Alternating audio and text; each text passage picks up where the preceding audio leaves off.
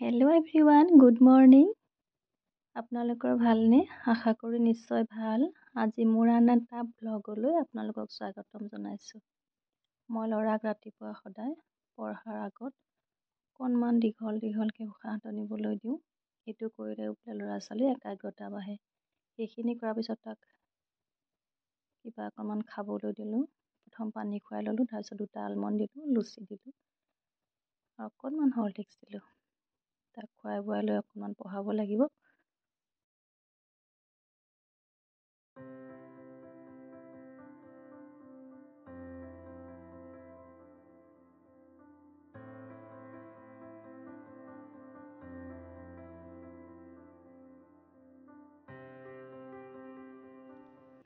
অকণমান পঢ়াৰ পিছত মই তাক মোৰ মোবাইলটো ধৰিবলৈ লৈ গ'লোঁ।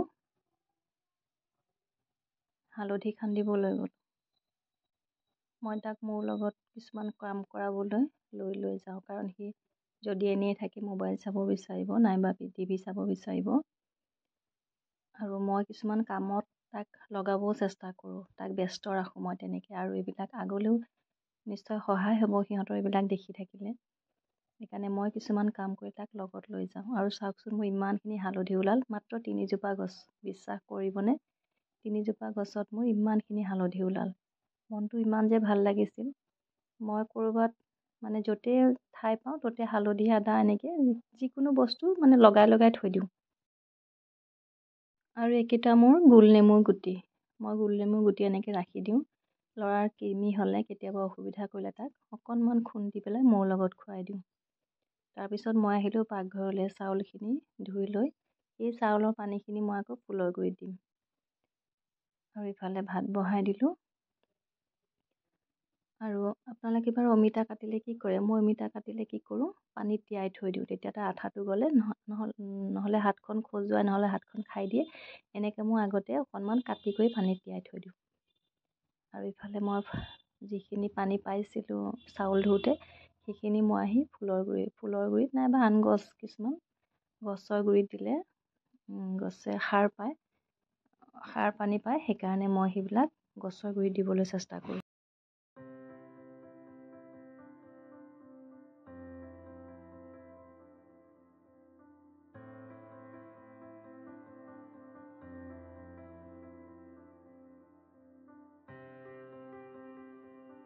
তাৰপিছত মই মূৰত তেল সানিলোঁ, কাৰণ মই মূৰ ধোৱাৰ আগত 1 ঘণ্টা বা 2 ঘণ্টামান আগত মূৰত তেল সানি থৈ দিওঁ। তাৰ আগতে নাসানো বাৰু, 1 ঘণ্টা 2 ঘণ্টা আগতে সানো। আৰু এই তেলটো মই ঘৰতে বনাই লৈছিলোঁ। মিঠি গুটি, নৰসিংহ পাত আৰু নাৰিকল তেল মই গৰম কৰি লৈছিলোঁ কেৰাহীত, উতলাই এটা টেমাত ভৰাই লৈছিলোঁ। ল'ৰাক আকৌ মই ব্যস্ত ৰাখিছোঁ, হালধি এজোপা খান্দিব লগাই আছোঁ। তাৰপিছত তাক ধুনীয়াকৈ গা পা ধুৱাই বিচনাত বহাই থলোঁ। আকৌ মই পাকঘৰলৈ গ'লোঁ তৰকাৰী অকণমান বনাবলৈ।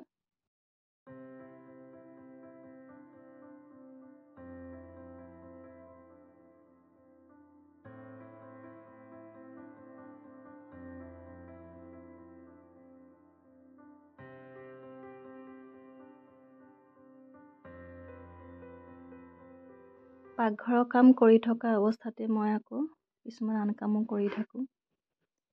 এখন মই স্কাৰ্ফত দহি বটি আছোঁ, আৰু স্কাৰ্ফত মই এক্সট্ৰা সূতা লগাইছোঁ, কিন্তু তাত যিখিনি সূতা আছে সেই সূতাৰ লগত মই এক্সট্ৰা সূতাখিনি মিলাই লৈছোঁ। কেনেকুৱা হৈছে কমেণ্ট কৰি জনাবচোন।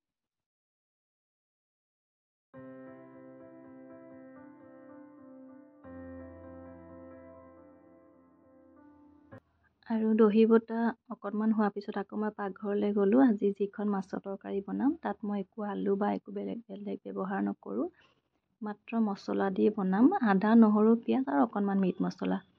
মছলাখিনি মই ধুনীয়াকৈ ভাজি লগাই ল'ম। ইফালে মাছকেইটো ভাজি থ'লোৱেই। মছলাখিনি ধুনীয়াকৈ ভাজি লগাৰ পিছত তাত মই পানী দি মছলাখিনি গলাই ল'ম। গলাই পেলাই ভাজি থোৱা মাছখিনি দি দিম, আৰু যেতিয়া ধুনীয়াকৈ উতলিব থৈ দিম। আৰু এনেদৰে মোৰ ৰেচিপিটো আজি ৰেডি হ'ব। আৰু মোৰ চেনেলটো ভিডিঅ'বোৰ যদি আপোনালোকে চাই ভাল পায় মোৰ চেনেলটো ছাবস্ক্ৰাইব কৰিব, লাইক কৰিব আৰু কমেণ্ট কৰিব। আৰু যিসকলে অলৰেডি ছাবস্ক্ৰাইব কৰিছে তেওঁলোকক মই অসংখ্য ধন্যবাদ। আৰু আজিলৈ আহিছোঁ, আকৌ আহিম এটা নতুন ভ্লগ লৈ আপোনালোকৰ মাজলৈ।